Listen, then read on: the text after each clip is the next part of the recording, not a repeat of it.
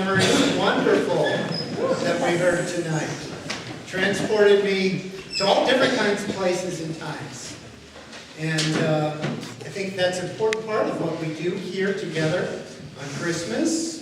Of course, being transported to the time of the birth of Jesus, but also all the times and all the places that we've participated in this story, this upside-down story that God brings into the world of salvation through a baby, through the unexpected, through something that we nurture and care for, and doesn't look exactly like a world that expects us to be strong and dominant and inflexible, but rather instead to be vulnerable, to be present, to be the one who is here to be cared for.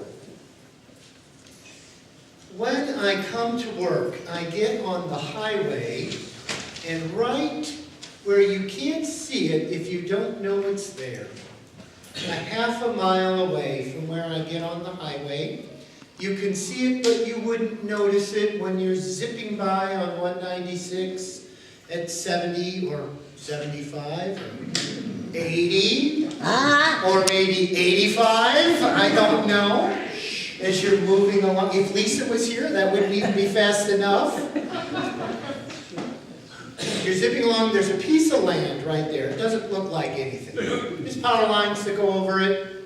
Looks like a dirty creek and some sides coming up out of that. And it is part of the Ottawa County Park System. And when I worked for the Land Conservancy of West Michigan, we helped them secure this piece of property. It's 612 acres, and it's known as the Upper Macatawa Natural Area.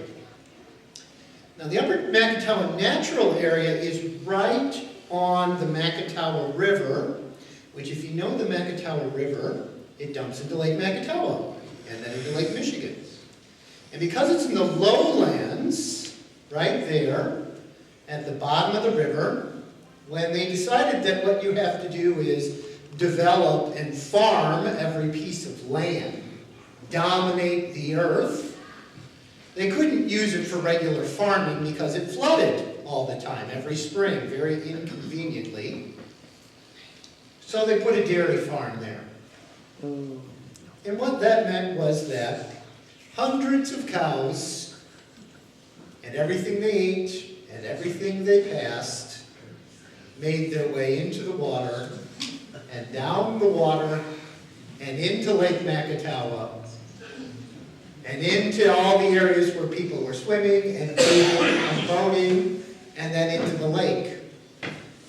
And also, they channelized the river, which means that in an area like that, the river's supposed to take its time.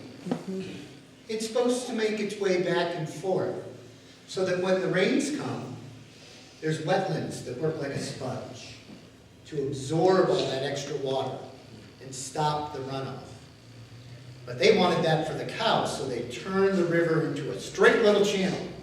So when the rains came, that stuff just went down that much faster.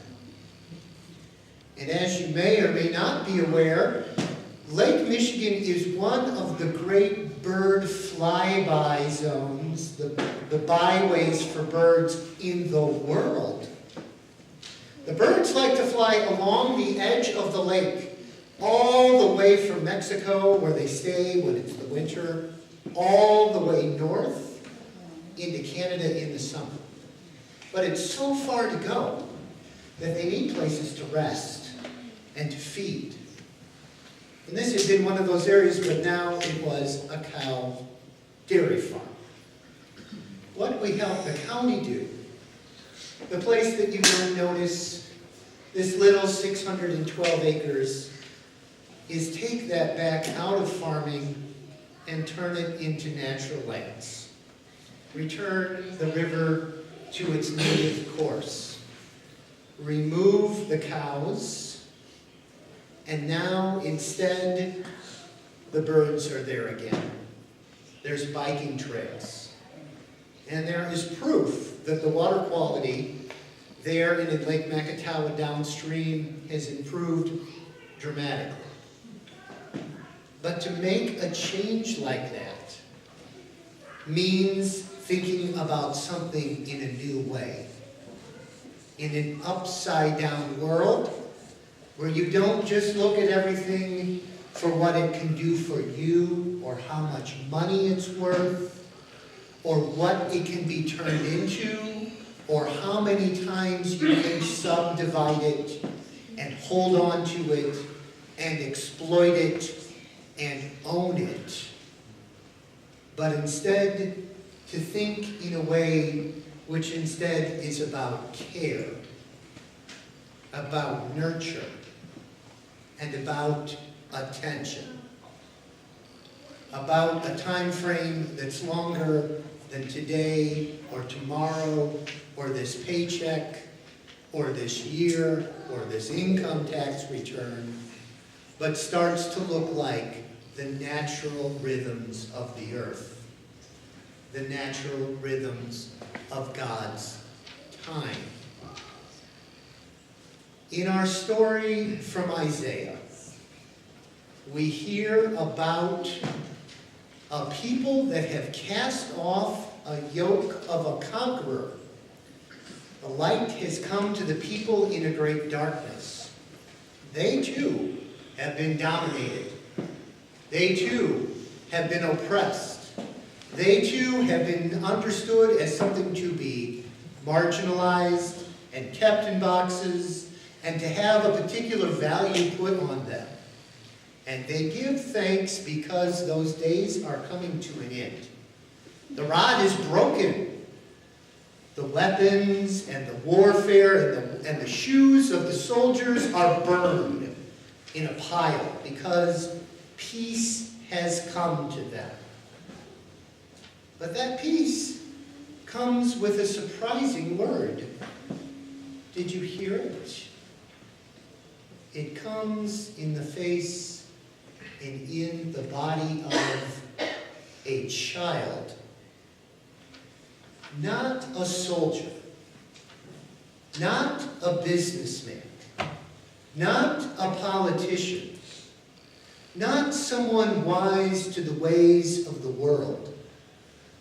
But in the form of something that is vulnerable, helpless, and yet, as the text says, even as a child is given full authority.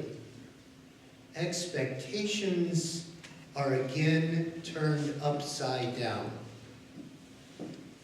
This is a glimpse of the world that God is offering us tonight and when we remember the birth of the Christ. It is a world that looks like peace. And in a world where the storyline is always of dominance, how to keep possession of something, how to maximize profit, how to secure our borders, how to keep ourselves safe, how to show strength at all times, and how violence is the only message we believe those who oppose us will ever hear or understand. This is a message of a world turned upside down. The king who comes in authority is simply a child.